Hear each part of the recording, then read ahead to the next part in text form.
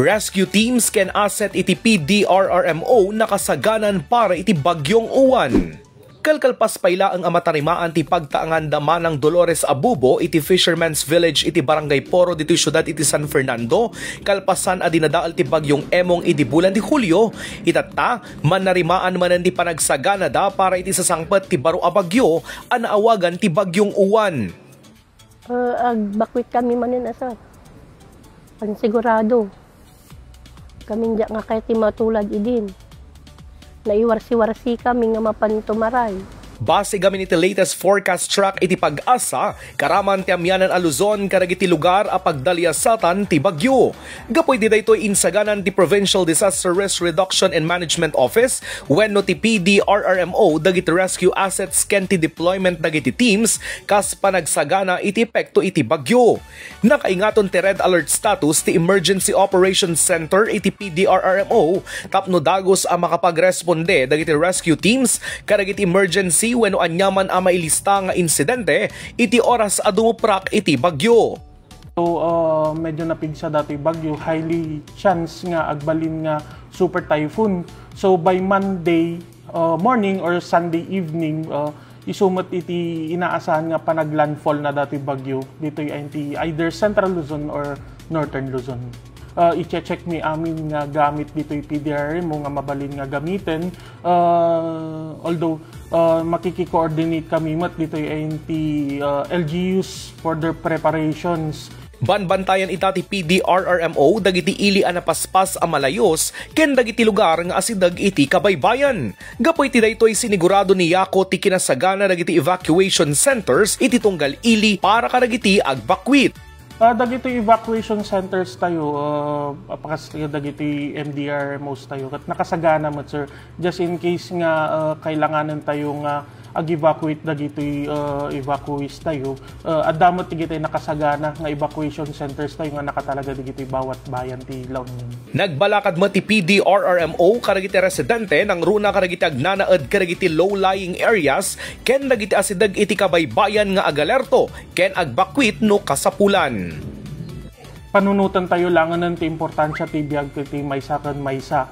Han nga agtangtang ti ulo na no kano ti data dagi bagyon sala evacuate han tayo nga parigatanen dagiti rescuers tayo so ano adapay ti oras ta kastoy matgarod nga nagdakkel unay dati bagyo kan dakkel ti tsansa na nga agbalin nga super typhoon masapol nga habang nasa papay ag-evacuate tayo. Go bags dajay no masapol matlaeng nga no ag-evacuate tayo masapol nga siguro adati go bag tayo tapno kastoy no ada tayo GNT evacuation center ket adati mga masapol tayo adati naka-ready nga awit tayo. Iti sa Balipay Adamag, Office of the Provincial Agriculturist, inalerto na dagiti mannalon ken mangalap iti pangta iti bagyo. Nagpalagip ti Office of the Provincial Agriculturist karagiti mannalon ken mangalap iti posible nga agbalin nga epekto ti bagyong uwan iti probinsya. Sigun iti OPAG nakikoordinaran ti OPAG Calamity Task Force karagiti Municipal Agriculture Offices tapno babalakadan dagiti mannalon ken mangalap iti epekto ti bagyo karagiti mulada ken karagiti pupukan. Sakbay iti calamity at dati nabuangay diti Office of the Provincial Agriculturist nga OPAG Calamity Task Force. Kandi OPAG Calamity Task Force adda iti na-assign kanya da iti LGUs. Dagiti nga LGUs na i-assign kanya da iso dati ag-inform kadagiti farmers and fisher folks iso da ag-disseminate no anya ti maaramid before iti calamity. Ti mangalap ani Peter nakasaganan amang isang lad iti bilog na apaman ang makasirkan iti Philippine Area of Responsibility ti bagyo. Saanen ang nagturong daytoy iti taaw para iti kinatalged na.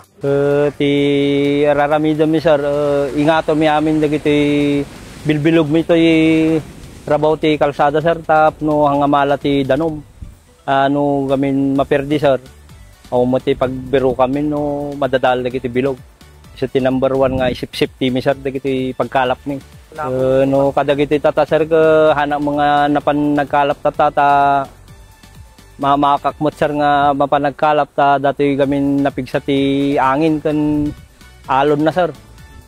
So nga ti paraginyak sir, so nga datuya alata na igid pa lang sir nga kwa. para safety pa lang, sir. Nagpalagip ti OPAG karagiti mannalon nga apitan dan dagiti mulada nga addan iti maturity stage tapno maliklikan ti pannakalugi. Binalakadan namet dagiti fisher folks arogyandan nga apitan dagiti sida nang runa karagiti pupukan ang makapaspasar ti panaglayos. Pinalagipan mo ti OPAG dagiti mangalap nga agtalineed a nakaalerto ken saanen ngagturong iti taaw iti oras asumrek iti bagyo.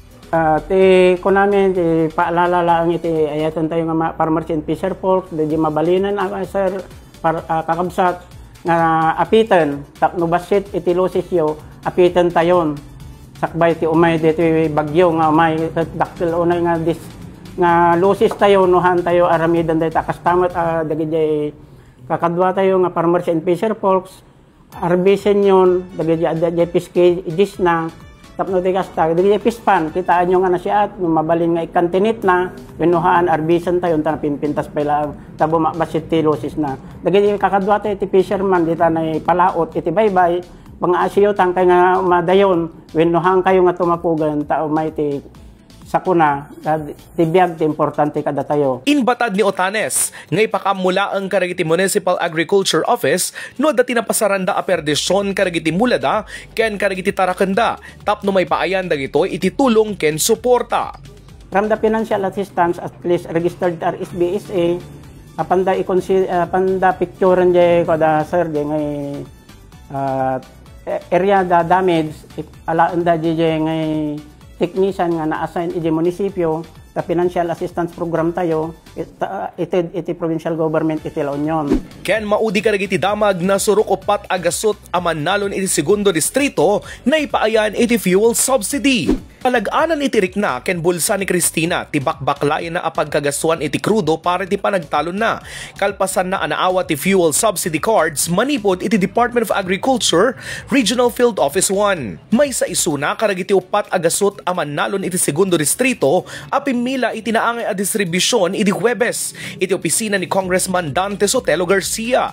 Maragsakan kami sir dakkel ti maitulong na daytoy dakkel nga banag nga maibawas dagay gastusin mi nga kasman nanon. Para matitiman nalon ani Marlon, dakkel at tulong kanya na ti fuel subsidy card anaawat na tapno mapasaya at ti panagtalon na.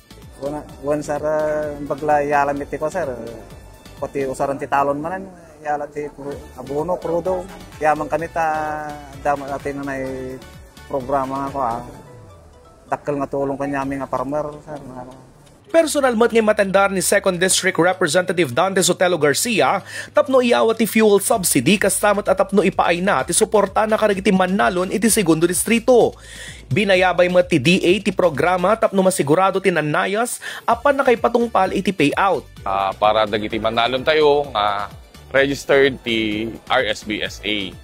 Dagito ikat iso da dagiti adda makinada, dagiti association nga dati United nga harvester, kaskada tractor, ta iso ti kasla tulong ta no mapalaka di cost of production da especially tata nga ngumat-ngato ti crudo ti ayan tayo. Nagyaman mat dagiti mannalon itinaawat da at tulong.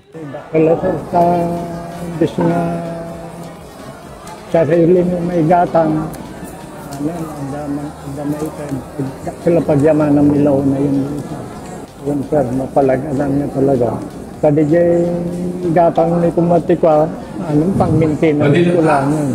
Ti inisyatibo ket pasat paylaang ti panagarama ti potensyal ti makinarya iti panagtalon kasama ti panang paado ken panang pasaya at ti apit dagiti mannalon tapno na ananay a mapapigsa ti sektor ti agrikultura iti probinsya.